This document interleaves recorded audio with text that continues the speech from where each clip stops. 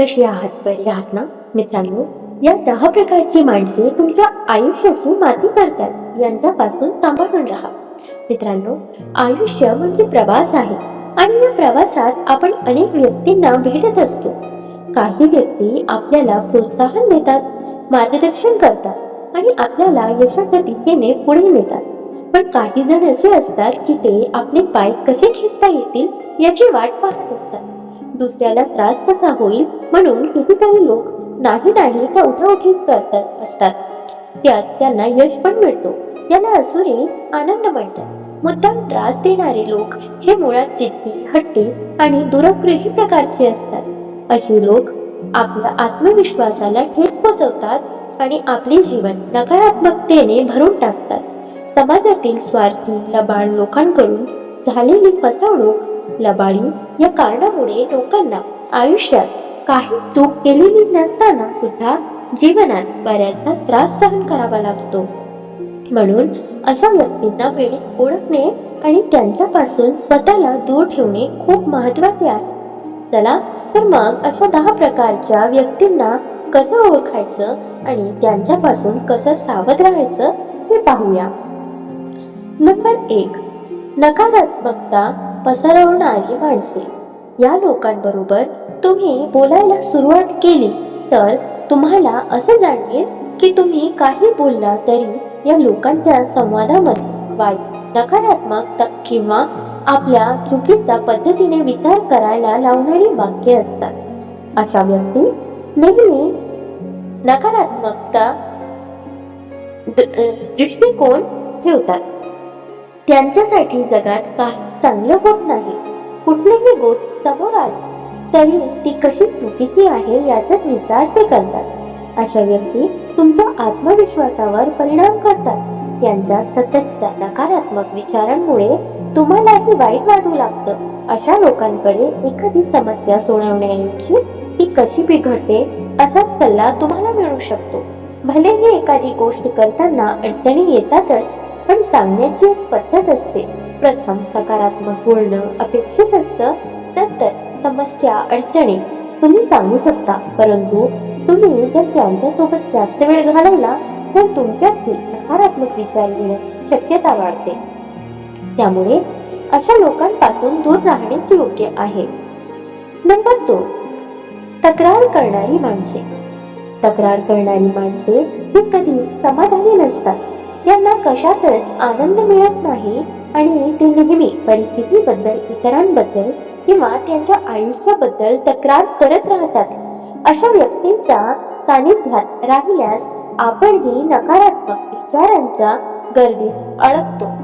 अशा माणसाच्या सततच्या तक्रारी आपल्यावरही विपरीत परिणाम करतात. अशा अनुभव बऱ्याच जणांना कामाच्या ठिकाणी येत असेल. आपण कितीही चांगलं काम केलं तरी एखाद्या कुरकुर करणारा बॉस सतत त्यामध्ये चुका काढून तक्रारी करीत असतो.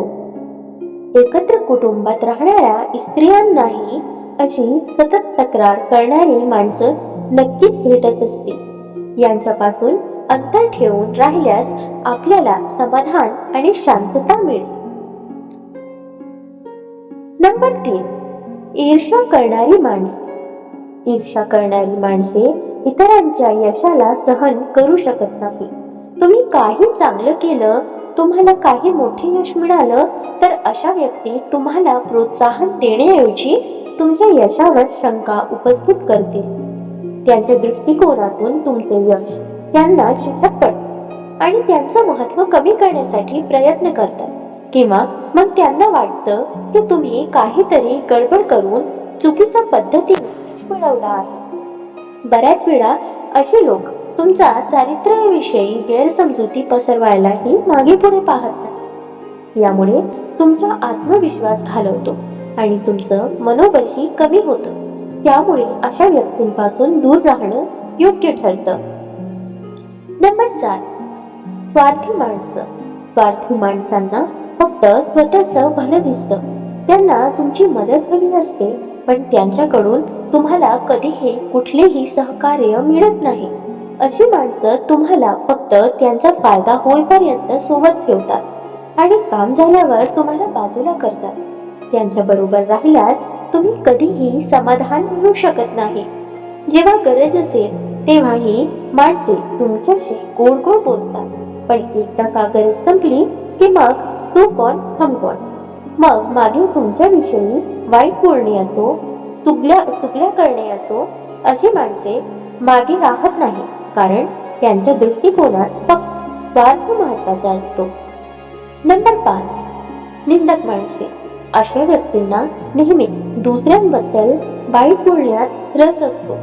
ते सतत इतरांची निंदा करतात आणि अशा प्रकारच्या गप्पांमध्ये आपणही नकळत सामील होतो. निंदक व्यक्ती दुसऱ्यांच्या आयुष्यातील नकारात्मक बाबीवर लक्ष केंद्रित करतात आणि इतरांमधील कमतरता हायलाइट करण्याचा प्रयत्न करतात. अशा व्यक्ती तुमच्या सकारात्मक विचारांवर देखील परिणाम करतात. त्यांच्या सततच्या नकारात्मक चर्चेत तुम्हीही अडकू शकता आणि याच्यामुळे चूक नसतानाही तुम्ही खूप मोठ्या अडचणीत येऊ शकता. म्हणून त्यांच्यापासून लांब राहणं हिताचं आहे आणि जर कधी बोलण्याचा प्रसंग आलाच तर अत्यंत सांभाळून विचार करून या लोकांशी बोलावे. नंबर 6, कंटाळवाणी माणसे. कंटाळवाणी माणसे नेहमीच वैतागलेली असतात. त्यांच्यासोबत वेळ घालवणे म्हणजे एक प्रकारचा मानसिक त्रास असतो. त्यांना आनंद, उमेद किंवा उत्साहाचा स्पर्शच नसतो. तुम्ही कशाही विषयावर बोलला तरी ते कंटाळा आणि निराशा पसरवतात. इवन पिकनिकला जाऊ असं म्हटलं तरी छान उत्साह, आनंद न दाखवता तिथे जाणं कसं धोकादायक आहे किंवा कोणकोणते प्रॉब्लेम येतील हा पाढा हे लोक वाचतात. मित्रांमध्ये गप्पा मारताना पण यांची चुळबुळ असते. मला कधी कधी असा प्रश्न पडतो की सतत कंटाळलेली माणसं आनंद तरी नक्की कशातून मिळवत असतील. अशा व्यक्तींमध्ये देखील आपल्याला मानसिक त्रास होण्याची शक्यता असते. त्यामुळे यांच्यापासून दूर राहणं योग्य ठरतं. नंबर 7, अभिमानी माणसे. अशा माणसांना स्वतःच्या यशाचा फारच अभिमान असतो आणि त्यांना इतरांची किंमत नसते. त्यांना नेहमी स्वतःला श्रेष्ठ ठरवायचं असतं.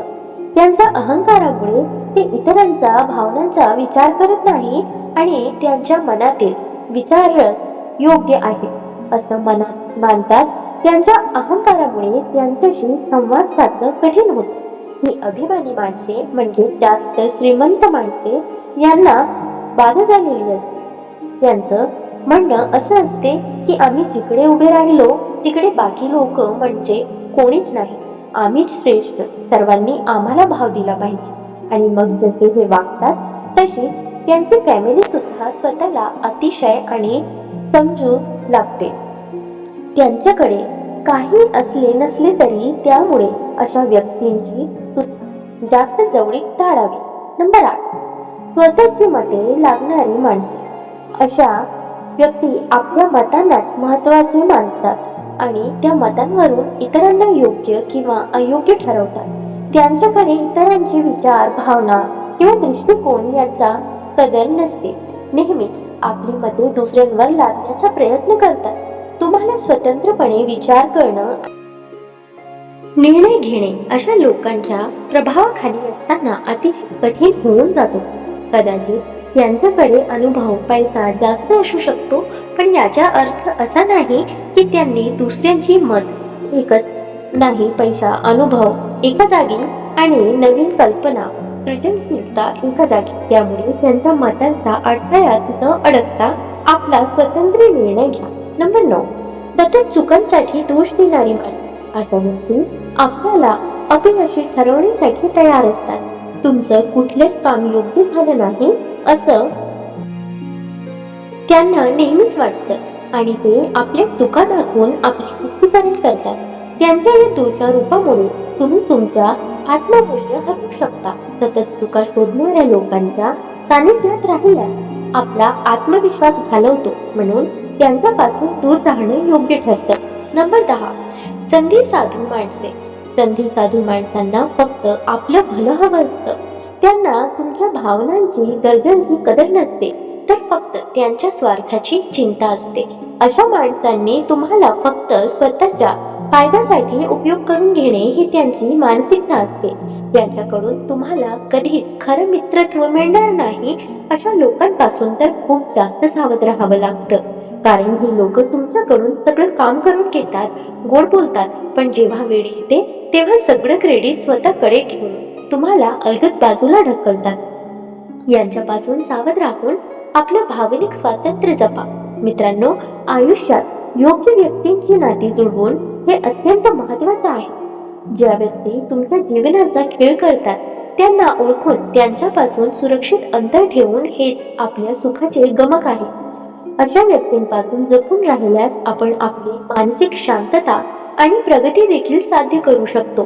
सर्वात महत्त्वाचं म्हणजे अशा व्यक्तींना शक्य तितक्या लवकर ओळखता आलं पाहिजे. मित्रांनो, विचार ऐकताना तुम्हाला हे लक्षात आलंच असेल की आपल्यालाही जीवनात त्यातील अनेक व्यक्ती येऊन आपल्याला त्रास देऊन गेले आहेत किंवा अजूनही त्रास देत आहे. तर अशा व्यक्ती ओळखल्यावर त्यांच्याशी सीमारेषा आखणे महत्त्वाचं आहे. त्यांच्याशी संवाद साधताना स्वतःच्या विचारांवर ठाम राहा आणि त्यांच्या नकारात्मकतेला आपल्या आयुष्यात जागा देऊ नका. योग्य वेळेस त्यांना सौम्यपणे विरोध करा आणि आपले विचार स्पष्टपणे मांडून त्यांच्यापासून सुरक्षित अंतर ठेवा. तरच जगणं सुसह्य होईल. मित्रांनो, दररोज सकारात्मक विचारांसह आपण भेटत असतो. तुमचे जीवनही असे सकारात्मक विचारांनी भरून जाओ. तुमच्या मनातील सर्व इच्छा, चांगल्या इच्छा, आकांक्षा पूर्ण हो. तुम्हाला सुख समृद्धी लाभो ही ईश्वराच्या चरणी प्रार्थना. मित्रांनो, तुम्हाला हा व्हिडिओ कसा वाटला कमेंट करून नक्की सांगा. व्हिडिओ आवडल्यास लाईक शेअर करायला विसरू नका आणि अशी छान छान कथा आणि सुविचारासाठी चॅनलला सबस्क्राईब नक्की कर. भेटूया पुन्हा एका नवीन व्हिडिओमध्ये. तवर स्वस्थ रहा, मस्त रहा, आनंदित रहा. धन्यवाद.